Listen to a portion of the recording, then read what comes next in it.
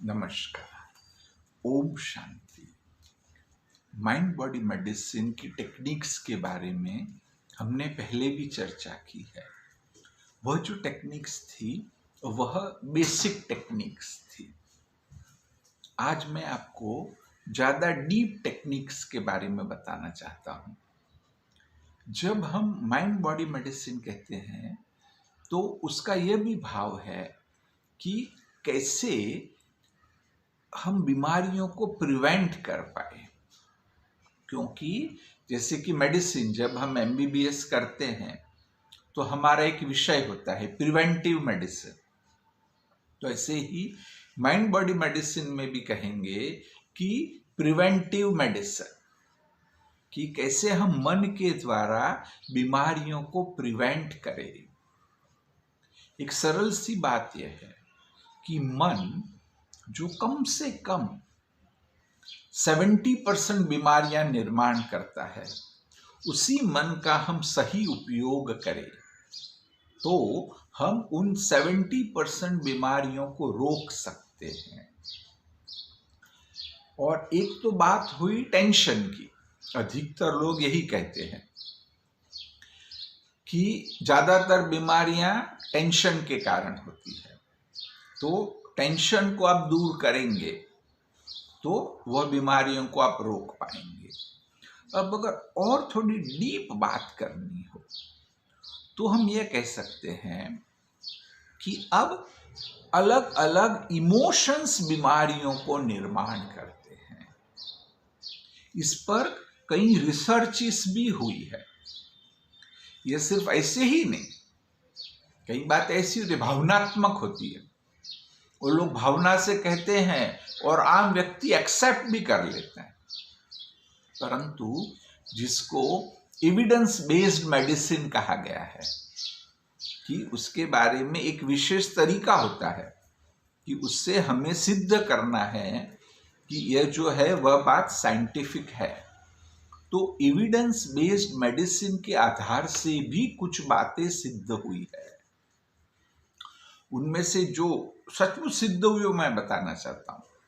एक तो यह है कि जो हमारा व्यक्तित्व है, कहते हैं कि एक है टाइप ए पर्सनालिटी, दूसरा है type B personality. Type A वह लोग है कि जो परफेक्शनिस्ट है, उनको सब कुछ परफेक्ट चाहिए। मेरा एक पेशेंट था, वो कहता था कि मैं घर आता हूं फिर आराम से बैठ नहीं सकता हूं, आराम से बैठ के एक कप चाय नहीं पी सकता हूं, मुझे आधा घंटा लगता है सब चीजों को ठीक ठाक करने में। जब तक ठीक नहीं करूंगा मन शांत नहीं होगा। तो यह है टाइप ए पर्सनालिटी। ऑलमोस्ट 95% लोग कहेंगे कि क्या बात है, थोड़ा पहले रिलैक्स कर लो, चाय पी लो, फिर ठीक ठाक करना। लेकिन नहीं, वो टाइप ए पर्सनालिटी है, उसको ठीक करना ही पड़ेगा। और एक पेशेंट की बात है, टाइप ए पर्सनालिटी का दूसरा एक कैरेक्टरिस्टिक होता है कि उनको टाइम अर्जेंसी होती है।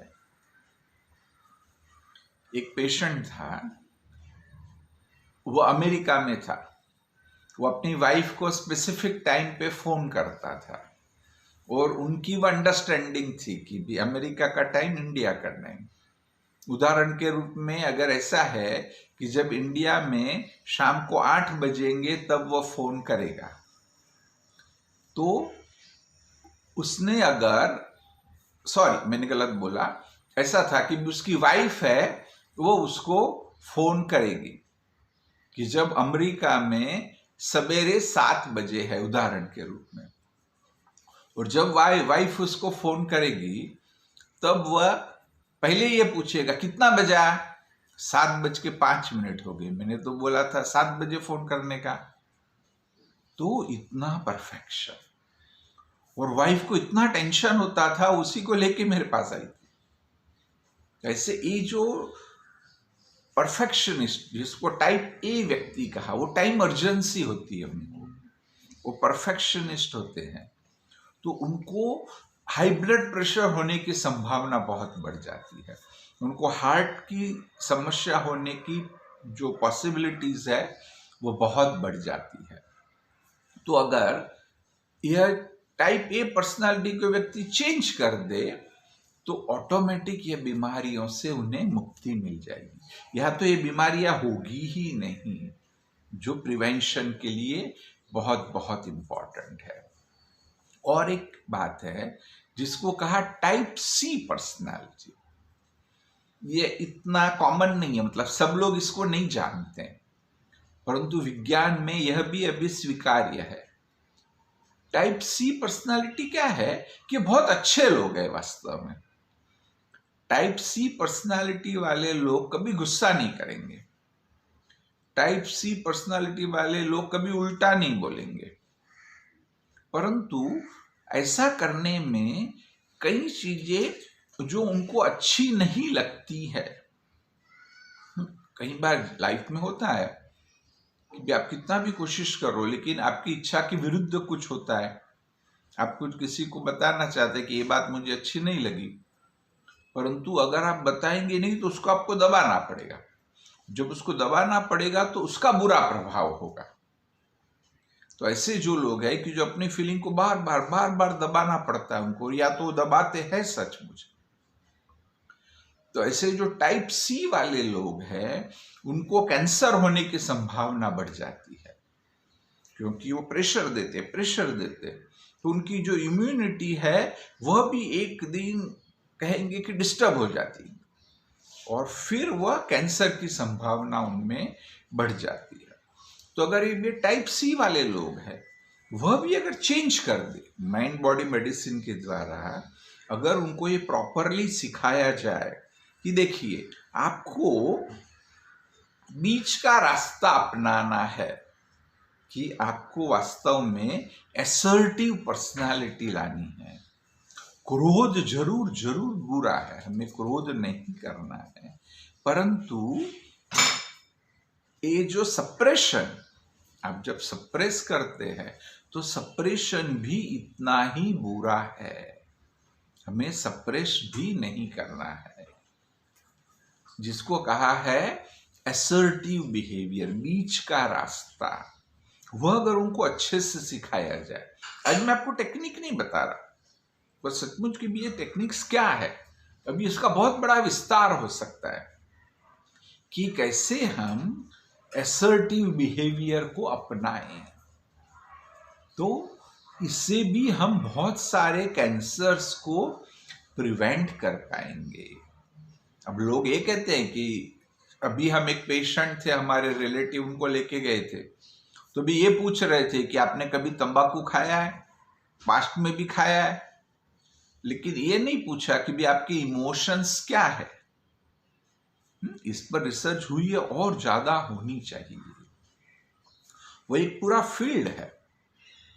मेडिकल विंग के द्वारा हम एक पोस्ट ग्रेजुएट डिप्लोमा भी तैयार कर रहे हैं, कि जिसमें जो डॉक्टर्स है कि जिन्होंने कोई ना कोई डिग्री प्राप्त की है, बेसिक ग्रेजुएट्स है डिफरेंट पैथीज के, वो इसको कर पाएंगे और उनको अच्छे से इस बात को सिखाएंगे कि कैसे आप इस बात को भी आइडेंटिफाई करो और उसको दूर करो, ताकि आप इन बीमारियों को प्रिवेंट कर पाओ, और अगर हुई है तब भी उसे हेल्प मिलेगी। और एक तीसरी बात जो वेल नोन है, कहा गया है कि सिनिसिज्म, कि कई लोग है ना ऑलवेज सिनिस्टिक होते हैं, मतलब वो क्रिटिकल होते हैं, वो अच्छे में भी बुराई को ढूंढ निकालते हैं। वो ऑलवेज आप कहीं पे भी जाएंगे ना कि नेगेटिव को ढूंढेंगे, और जो लोग उनके साथ रहते हैं ना वो तो डर डर के जीते कि व्यक्ति ऑलवेज कुछ ना कुछ गलत ढूंढने वाला है। तो ये जो सिनिस्टिक है उसके कारण दूसरों को तो टेंशन होता ही होता है, लेकिन उनको भी हार्ट की समस्या होने की संभावना बहुत ही बढ़ जाती है। जो लोग ईर्ष्यालु है उनको भी एसिडिटी होने की संभावना बढ़ जाती है, चमड़ी के रोग होने की संभावना है वह बढ़ जाती है। जो आगे बताया कि जो परफेक्शनिस्ट है उनको सरदर्द, माइग्रेन का दर्द होने की भी संभावना बढ़ जाती है। एक बार मैं मलेशिया गया था और जो बहन मुझे एयरपोर्ट पे लेने के लिए आई तो उनसे रास्ते में हम बात करने लगे।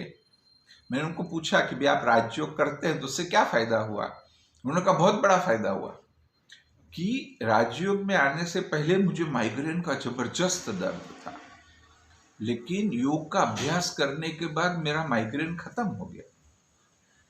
जब भी ऐसी कोई बात आती है तो मैं हमेशा ये प्रश्न पूछता हूं कि एग्जैक्टली सचमुच कौन सी बात ने आपको मदद की। तो वह भी ये क्लियरली बता पाई कि डॉक्टर पहले मैंने बहुत दवाइयां की थी परंतु ये माइग्रेन ठीक नहीं हो रहा था। जब मैं राजयोग में आई तब भले मेरा ये लक्ष्य नहीं था कि माइग्रेन को ठीक करना है, परंतु ये जो मेरी परफेक्शनिस्ट पर्सनालिटी थी उसमें चेंज आ गया। पहले क्या होता था कि बच्चे चीजों को यहां वहां रख देंगे, थोड़ा कुछ इधर उधर कर देंगे, तो भल मैं कुछ बोलती नहीं थी लेकिन डिस्टर्ब हो जाती थी, और इस डिस्टर्बेंस के कारण मुझे माइग्रेन हो जाता था। अब राजयोग का अभ्यास करके मैं थोड़ा डिटैच हो गई हूँ, उन चीजों को सहज एक्सेप्ट कर लेती हूँ, और अब जब मैं एक्सेप्ट करने लगी हूँ तो मेरा माइग्रेन भी ऑटोमेटिक चला गया। तो ऐसे जब वो पर्सनालिटी चेंज होती है तो बीमारी में भी बहुत बड़ी राहत मिल सकती है। ऐसे ही जो लोग दुखी है कोई भी कारण से कहो तो उनको भी कहेंगे कि डाइजेशन की प्रॉब्लम्स बहुत सारे होंगे, गैस होगा, एसिडिटी होगी, एक होता है इरिटेबल बावल सिंड्रोम, तो वो भी उनको ज्यादा हो सकता है। तो ऐसे अल्सरेटिव कोलाइटिस और एक बीमारी है। तो इस प्रकार की जो पेट की समस्या है कि जो भी कहेंगे तनाव से रिलेटेड, तो वह जो लोग दुखी है जीवन से उनको ये समस्याएं होने की संभावना बढ़ जाएगी। तो इस प्रकार से इमोशंस का बॉडी के साथ बहुत ही संबंध है, तो उसको भी हमें समझना है। माइंड बॉडी मेडिसिन का मतलब कि उस चीजों को हम अंडरस्टैंड करें। मैं आपको देखो एक बेसिक्स बताता हूं ताकि वो सबके लिए, शायद आपको बीमारियां नहीं भी है परंतु ये बेसिक्स को आप समझेंगे तो ये प्रिवेंशन में आपको बहुत बड़ी मदद मिलेगी। कि जो हमारे डिफरेंट ऑर्गन्स है, वो जो हमारे डिफरेंट ऑर्गन्स है और आत्मा के 7 गुण हैं, ये जो आत्मा के 7 गुण हैं उन 7 गुणों का उन ऑर्गन्स के साथ गहरा संबंध है। उदाहरण के रूप में कि मस्तिष्क का ज्ञान के साथ संबंध है।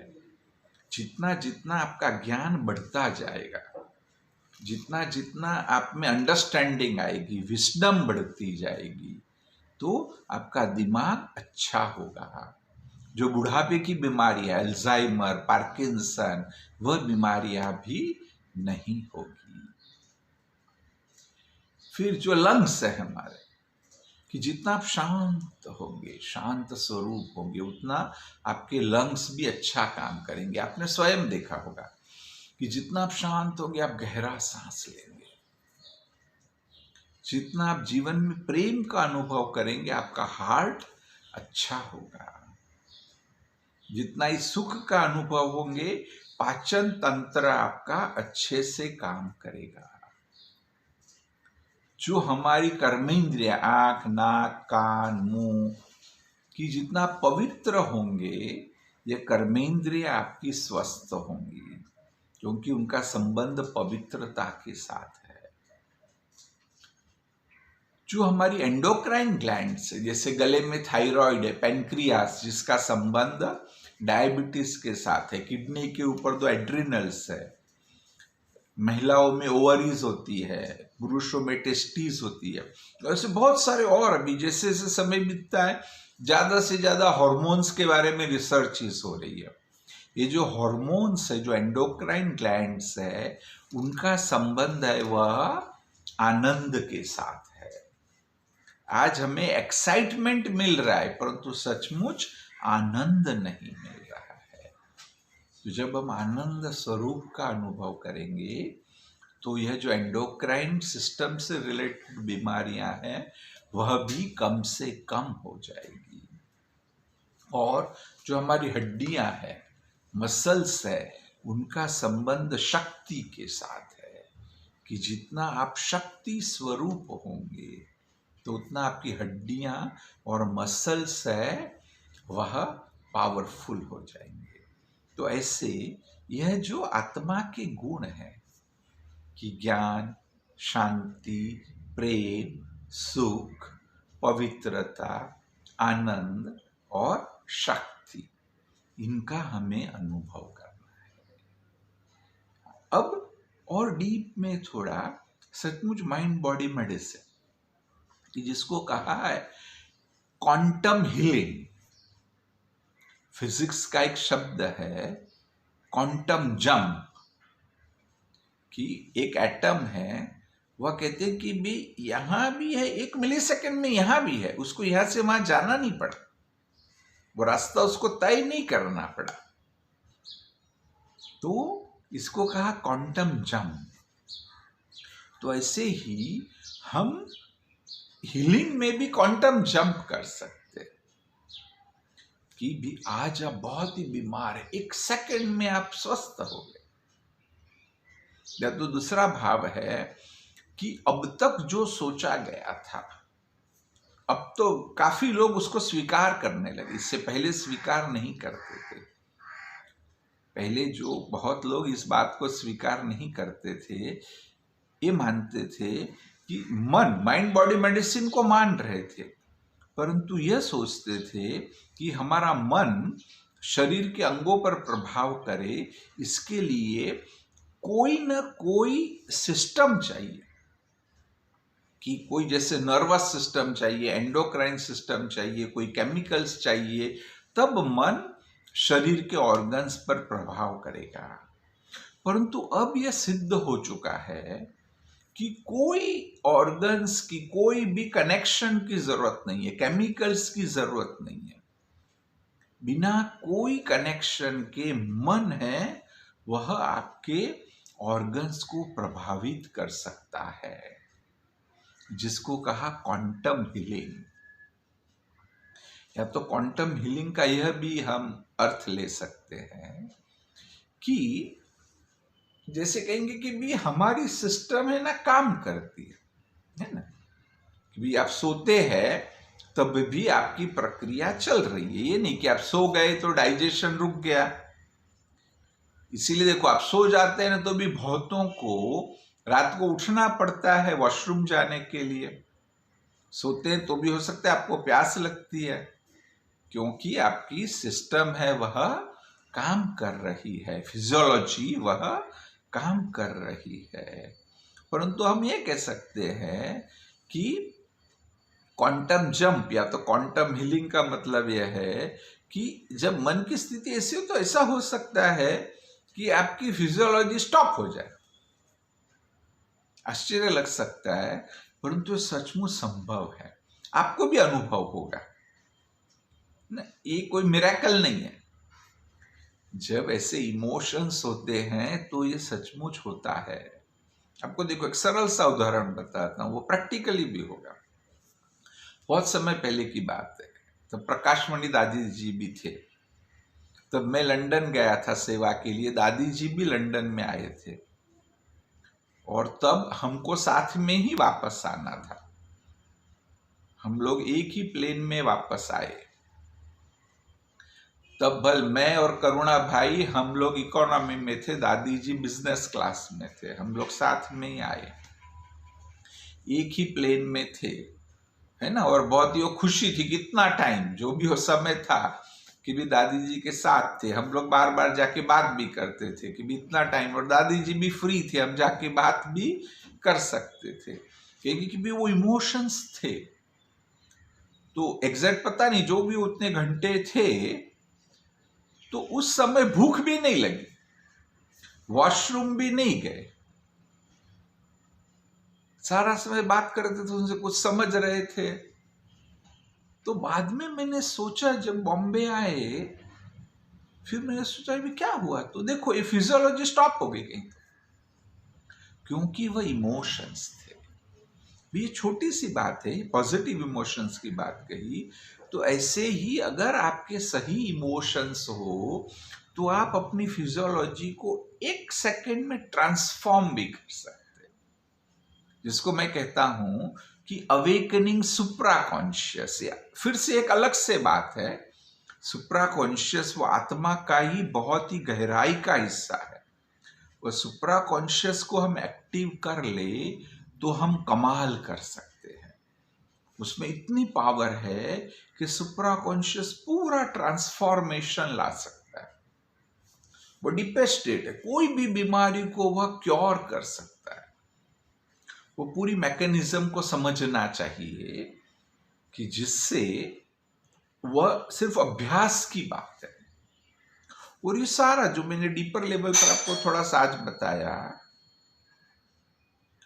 आज जो मैंने आपको डीपर लेवल पर बताया, अगर आप अच्छे से समझेंगे तो बहुत बड़ा ट्रांसफॉर्मेशन है वह आ सकता है।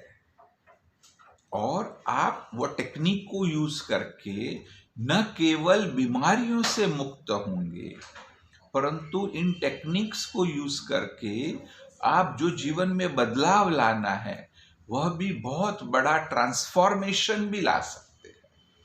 माइंड बॉडी मेडिसिन के जो टेक्निक्स है वह न केवल कुछ चेंजेस के लिए, परंतु ये टेक्निक्स वह सेल्फ इंप्रूवमेंट के लिए भी है कि आप में परिवर्तन आएगा, आप जीवन में आगे बढ़ेंगे, पॉजिटिव बन जाएंगे, जीवन में खुशी आएगी, शांति आएगी, और जो एक सर्वांगीण विकास होना चाहिए वह सर्वांगीण विकास भी होगा। ओम शांति।